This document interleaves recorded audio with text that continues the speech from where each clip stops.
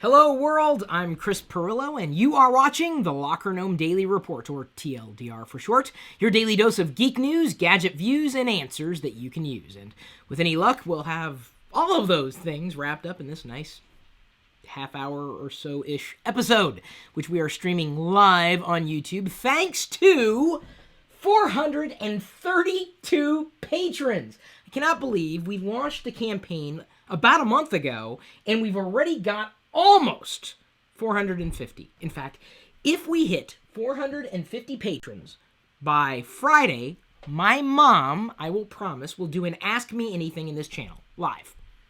Just like my dad did, and that was very successful. Everyone seemed to like listening to my dad, but me?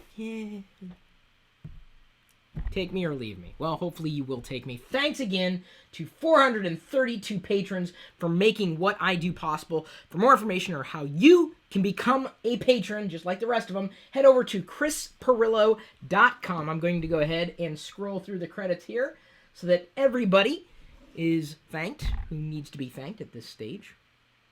Thank you. And thank you for tuning in. I'm drinking out of my Lord Business President Business Cup. I have a bit of Lego news to share with everybody today. Oh, speak of the devil, there's my dad who just walked in and he's stretching. Why? Are you stretching? Oh, it's early. Actually, I'm going to bring Dad in on this broadcast. He didn't know about this bit of news that I stumbled upon. So if you like my dad, you are also going to like this broadcast. Hopefully you remember to like, comment, share, subscribe, and of course, watch even more of our videos right now. I also, at this stage in the game, have to thank a sponsor. This broadcast was brought to you by GoToMeeting with HD Faces by Citrix, the powerfully simple way to meet online. You can share the same screen and see each other in HD video conferencing. Start hosting a GoToMeeting in seconds from your computer or mobile device by signing up for a free 30-day trial. Visit GoToMeeting.com, click on the Try It Free button, and use the promo code Pirillo. Thank you, everybody, once again. I now have about 4,000 links to go through. Okay, maybe not that many. It's not going to be that long of a broadcast. We're aiming for about a half hour or so, and then I will let you go about your day. Gartner has reported that 195 million tablets were sold in 2013. Android is grabbing the top spot from the iPad with 62% share. That's a lot. But here's my question. Why doesn't Android ever surface in the statistics in relation to web browser usage? We have all these Android tablets out there, allegedly, according to reports, but who's using them? I have Android tablets. In fact, I have, let's see here, 1, 2, 3, 4, 5, 6 Android tablets. Well, the Amazon Kindle Fires is pseudo-Android. 3 of them are Intel Android tablets. Oh, boy. That's, I have them, but I guess I don't really use them. I mean, every single one of them. I have them in different locations throughout the house. I have enough of them. I have at least 6 rooms in our house. We've done a house tour pretty much every year around my birthday, so you can watch that in the other YouTube channel, the classic YouTube channel. Oh, we're at the end of the thank yous. So thank you. You can have your name here by tomorrow. More information at chrispirillo.com. Let me go to a hot corner. That's what they call it. Throw up that screensaver, a default in OS X. So my question to this community is, do you have an Android tablet? I don't necessarily need to know which one, but do you use it? You have it, if you have it. But do you use it? Because I just don't understand why those numbers are just so disparate. People buy them just to have them. I've got an Android tablet. Oh, I'm going to go eat at Purple. It's not really... Purple's this hoity-toity bar here in the Seattle area, and every time we go by it, I always sound like that, and Diana laughs. You didn't really laugh this time, though, hon. I don't know why. I was trying to be quiet. Oh, she was trying to be quiet, and I'm sure you didn't hear her. She was that quiet. So, yeah, it's just strange how we don't really see a lot of usage of these Android tablets, though. Like I said, I have 6, and I don't use every one of them on a regular basis. In fact, I probably use a Chromebook more than I use the Android tablets, and I'm having issues with the 2-factor authentication on the Chromebook. Either way, just curious to know, and to at least let you know that this report has been published. Now, I'm going to skip this headline, and I'll come back to it. This is in relation to where I want to pull that in. Apple has announced CarPlay. This was formerly known as iOS in the car, as their in-car initiative, debuting with Ferrari, Mercedes-Benz, and Volvo, pretty much 3 cars that I've never driven. I've seen them. I had a Ferrari laptop once. At least it was branded like that in conjunction with AMD. It was a while ago. But the idea is very, very smart, and I actually like the name brand change, going with CarPlay, kind of like AirPlay in the car, because that's pretty much what it is. You bring an iOS device with you in the car, and you can get to CarPlay-enabled apps, like music apps, and the list will grow, of course, over time, but your Maps, Siri, all your hands-free stuff is going to be as easy to use and certainly as convenient. And I will tell you, I've got maybe 1 or 2 more years on my current lease. I would consider changing to just about anything else if that was an option available in the car. There are certain tech features that I really, really enjoy in my current vehicle, not the least of which is enabled by the automatic dongle that you can plug in. I featured that in the smart home tour that I did, again, in the other YouTube channel at this stage. Love that. In fact, there's an IFTTT trigger which will automatically log my car's trip. I don't have to worry about it. I just, walk in there with my phone. It's Bluetooth enabled. The automatic app toggles over, logs everything, and then it gets uploaded to a Google spreadsheet. I love it's if this then that. Google spreadsheets, automatic. That little device. It's just automatic. Just spell the word, and I think that's the website actually, automatic.com. Love it.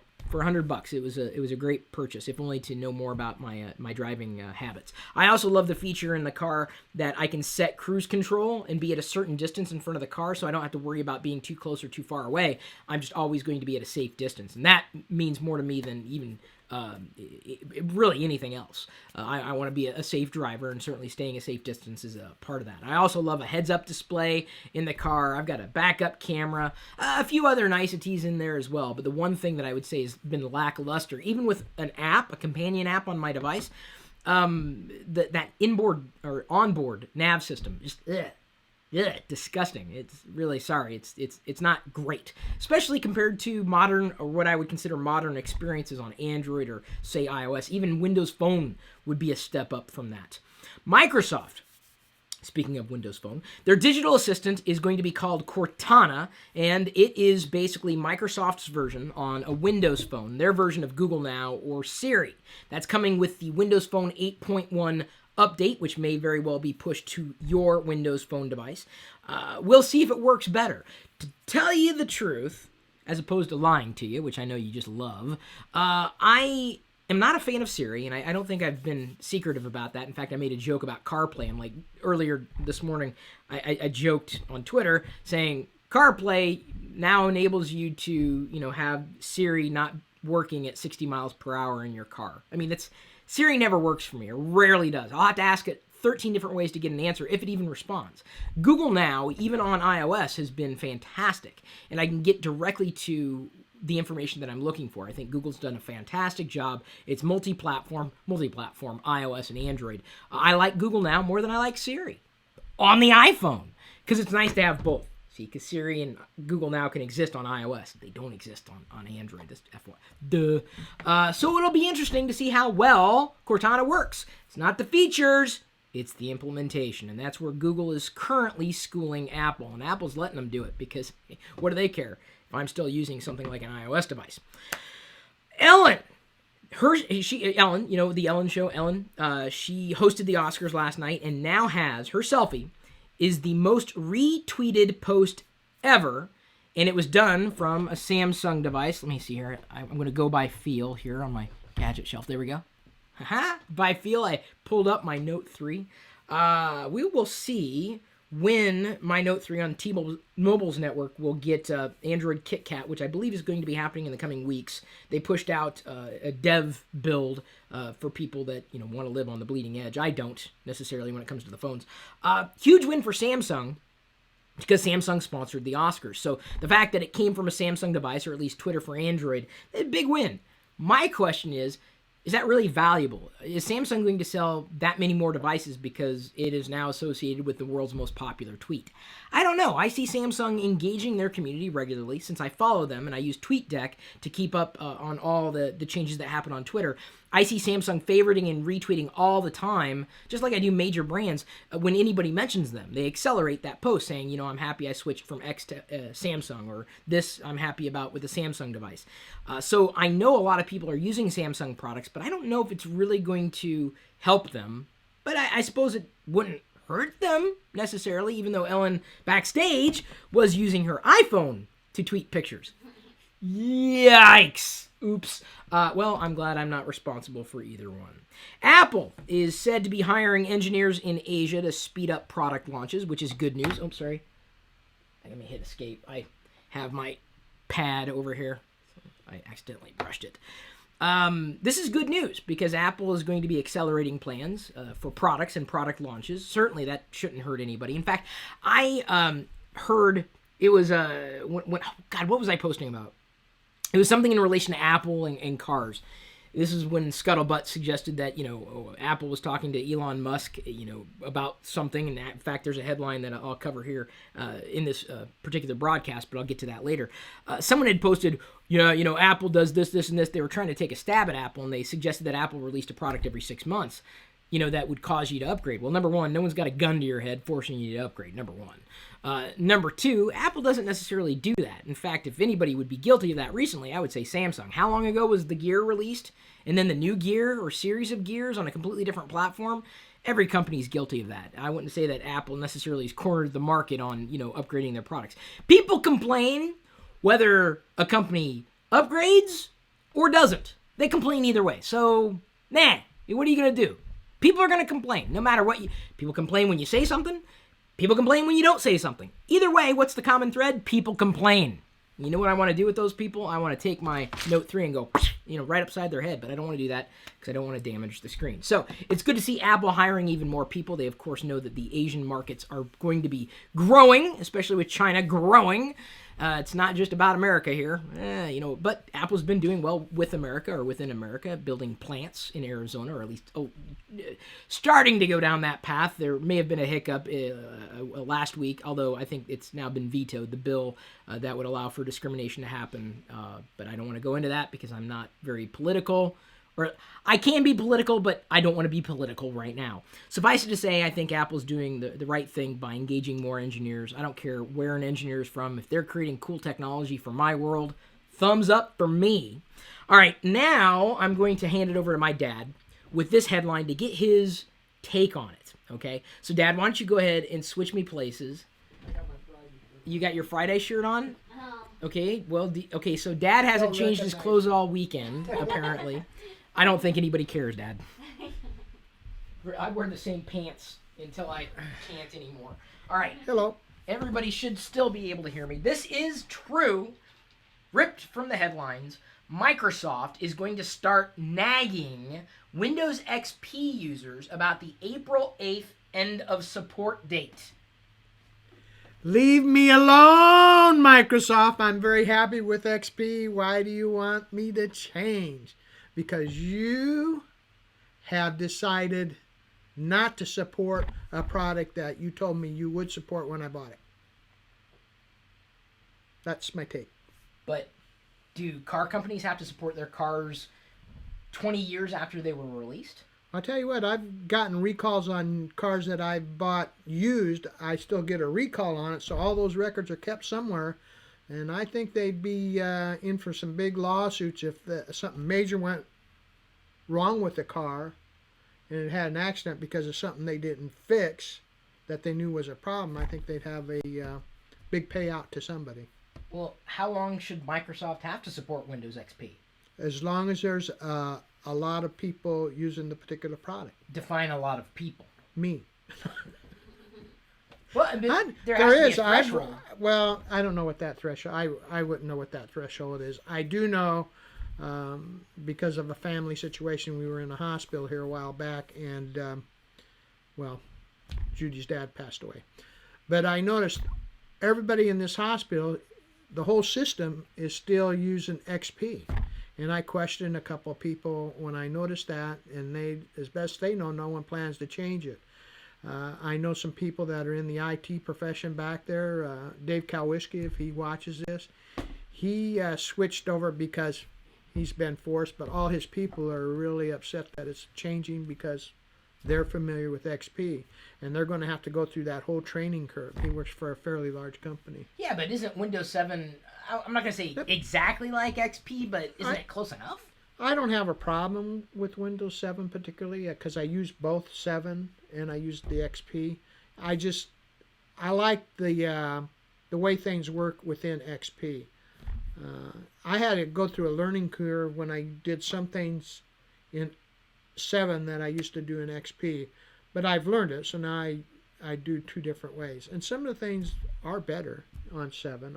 I admit that. What if Microsoft won't let you have? Sir, go ahead. Well, I think, I've heard about this deadline for quite a while, but I figure even if they stop supporting it, it's going to work. Unless they plant something in to make it blow up on people. Well, security updates. Well, you just wouldn't get those. Yeah, exactly. That's a big problem. What that would tell me is that people who are inclined to, give rise to exploits would target XP users specifically. Well, then people need to be made more aware of that facet of it. I guess I didn't really realize that, but because once they know that XP is not supported, they're going to go after it. But then I really wonder what Microsoft's motivation is. I know that they build the software is built upon software is built upon software, so they can't just support each, like XP, then 7, then 8. The thing is, you'll have to keep migrating to that next product. How long will 7 be good for? Well, that's the thing. So if they're trying to make you move, when they come out with something too, they're going to try and make you move, then they better make it free for people, because people are going to feel somewhat cheated from a monetary standpoint. I know it's not real expensive for some, but for some people it's very expensive. Well, Windows 7 is no longer the latest operating system right, from it's Microsoft. that 8. They're trying to push people to 8. Mm-hmm. Would you want to go from Windows XP on that computer that still works just fine? Would you want to go from that to even Windows 7 or Windows 8? That's a good question. I would say no. Now, Microsoft, it's been suggested, is going to be releasing a free version of Windows 8.1 targeted to people like you who don't want to pay for the upgrade. Would that interest you? Well, is that good for people that use 7 now then? Yes. I would probably put it on, well, no I wouldn't, because my laptop's not a touchscreen. But because I have learned, just as I mentioned the other day, by playing around at Best Buy and any place that carries computers, Costco, all those places, Walmart, they all carry computers anymore, and they'll have Windows, and I'll go play with it, and I would put it on my, I guess I wouldn't put it on a laptop because it's easier to swipe than it is to move the mouse. All right, well, I think that's... I am thinking about getting another computer with Windows 8 on it, when 8.1, which I think is going to be it is now, mm-hmm. but it's not available on computer. Like some sellers are just selling it with Windows 8, not 8.1. You may be able to get the update for those computers, though. Well, I might get one when I get home then in April then. So they I'll get home in March, but I'll probably wait until April to get it. They haven't moved you to Mac yet. No, not yet. You spend most of your time on your iPhone and your iPad. That's true. That's very true. But the things I'm familiar with, being an accountant, Excel is probably the biggest piece of software I use. And I'd have to learn numbers to really switch over. I'm not sure how different it is because I've never tried to learn numbers. Well, they have Microsoft Office on the web. Or you can get Parallels and run it. Right. Yeah. Parallels, it works pretty good from what I see and what I hear. All right. That's it. Cool. Yeah. That's it. Leave XP alone. I think that'll probably be the title or most of the title for this particular video. All right, moving along the headlines. Microsoft, we're just going to stick with them for now, wants Xbox Live to power Android and iOS games. This has been a suggestion from a job posting on the careers website for Microsoft. By the way, the links for a lot of this stuff are already in this video's description, just FYI. And so you don't have to worry about digging too deep. Just look at the video's description, the link's there. So it's interesting. And I've been arguing this for quite some time, that they just need to open up. In fact, that's their plan, is to have an open source stack that makes it easier for developers. So that instead of, using, your Xbox account on your, Windows Phone, you've got the Xbox Glass app running on multiple platforms, but just taking it one step further and integrating it with games that would make it easier for you to live inside of Microsoft's ecosystem, even if you're not using hardware or anything that they're really directly associated with. It's a smart way for Microsoft to go, and I definitely applaud that direction. The Samsung Galaxy S5, which, by the way, I do plan on getting at some point in the near future, thanks to my friends over at T-Mobile, has a laundry list of services that are going to make it, they're calling them gifts. Everything that they're going to bundle with the Galaxy S5 in total is worth $500 or thereabout. And this page on Samsung's website details it further. Let's see here. Like 1 year free premium service for Runkeeper. So if you like to keep active. Health is the biggest buzzword these days. Map My Fitness, Skimmable, Lark, all that stuff has to do with health, which of course Samsung's going hard into. Also a free 6-month subscription for the Wall Street Journal, Bloomberg News, or Bloomberg Business Week Plus. That's for a year subscription. PayPal, what PayPal? Oh, so you get some bonuses from PayPal too. Nice. LinkedIn premium account for 3 months and a variety of other things. They did not have the bonus for Dropbox. Apparently they've switched to Box. Free premium service for 3 months for Evernote, Bitcasa, FlickDat. That's just a random app. So all these bonuses bundled with the Samsung Galaxy S5 as though it wasn't enough. Maybe that'll be enough to get S4 users to upgrade or S3 users. I've got my S4. Let's see if I can do it by feel. Right here. I kind of cheated with that because I've got a case on it, so I knew I was feeling for the case. That's not always the case. So there needs an app for that. Kickstarter has passed $1 billion in pledges, with more than half pledged in the past 12 months. $1 billion. Yeah, okay, I did that recently. I'm not going to beat that meme into the ground.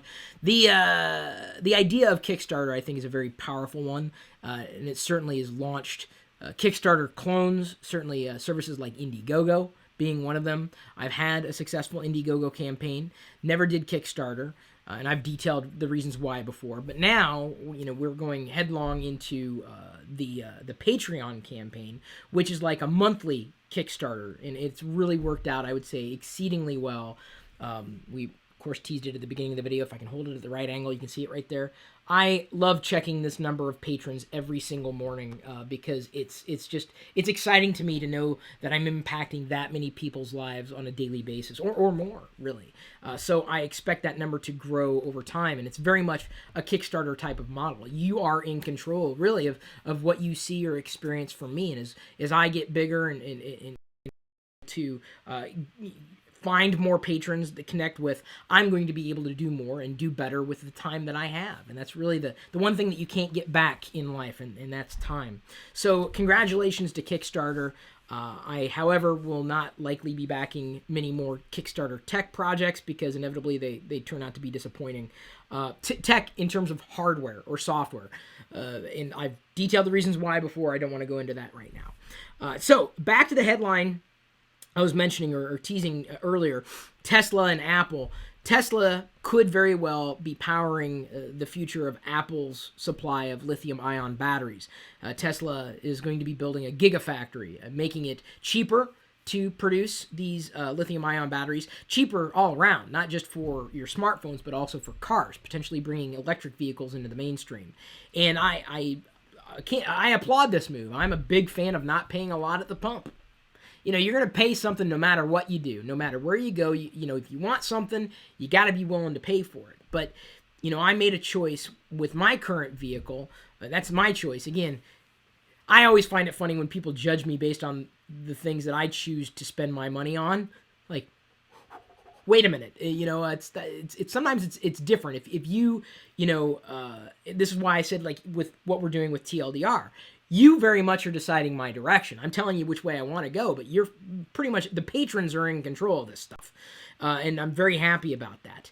But, when it comes to purchasing devices, this is something that I'm going to be using. This is something that I'm investing time and money in. Cars the same way. I am a big believer in saving money at the pump. I'm going to pay money. I'm going to try to drive as effectively and as efficiently as I can, logging all the way. Making sure I'm doing the best that I can do because I know that translates well. So I accelerate slowly. I make sure I decelerate over a period of time so I'm not stopping hard. I'm not accelerating hard. Dad mentioned something that if I'm backing up to, what'd you say? Oh, backing up takes up more gas than moving forward? And I told him, yeah, but I'm in electric vehicle mode. So it doesn't really impact people who drive at least a partially electric vehicle. Read a couple of reviews on the one of the Tesla vehicles over the weekend, one of the car review sites, like official, like these. That's what they do is review cars. And they've had some issues with the battery just going kaput in the middle of a very busy type of area on a freeway in LA. That would be a nightmare scenario for me. So I don't know if the world's ready for a full electric vehicle, or let me put it this way. I don't know if I'm ready for a full electric vehicle at this point, but anything that could lower costs and increase the amount of availability, I am all for. Nintendo has officially started a health theme. Health is the big word. Samsung, Nintendo. I expect that if we hear more about any kind of future Apple products, health is likely to be tied into it. That's what Scuttlebutt suggests. I think it makes sense. Health is one thing that we're not paying enough attention to. I am voracious, I think, is the best word to use when it comes to reading labels. As soon as I see something on a label, I read it. Except for the fiber gummies, apparently have sucralose in them, and Diana read the label. That really upsets me because I had taken them, and I've done my best to live without any kind of artificial sweetener. No saccharin, no aspartame, no artificial sweeteners at all. And it always surprises me when they sneak in somehow. You got to read the labels, and anything that's going to make us more aware of our health, I think, is a good thing. And it makes sense. Health and technology should absolutely be hand in hand. I'm very, very excited to see more products, more usable products come down the pike over the coming years. It would not be a TLDR unless I mentioned Lego. So I've got this poly bag over the weekend from the Lego movie. This was just $5 in the store. I had also posted something to my Facebook and Twitter accounts. I've been looking for a Lego Star Wars, I think it's TC4. It's a red droid, and it's available for $5. You can only get it online through people who scalped, and they basically, upped the price to like $30. I'm like, no, if I could buy it $5 in the store, that's what I'm going to try to get it for. But I got this one. I also picked up this one right here because we went to a baby store this weekend, as revealed in the Pirillo vlog and the other channel. And of course, they had Lego bricks. But here's the big news, because I know you guys may not be huge fans of Lego bricks, but you may be huge fans of 3D printing or the direction of 3D printing, and I sent this link over to Barnacules Nerdgasm as soon as I read it. Lego is mulling over letting customers 3D print their own bricks, officially. They know it's coming. They're stemming the tide. It's out there. I've got customs that I would say are 90% of the way there. Lego has a very low tolerance for fault when it comes to their bricks. That's why they work so well. Even bricks that I had when I was a kid interlock with bricks that I can get today. Lego quality is bar none. They set the bar.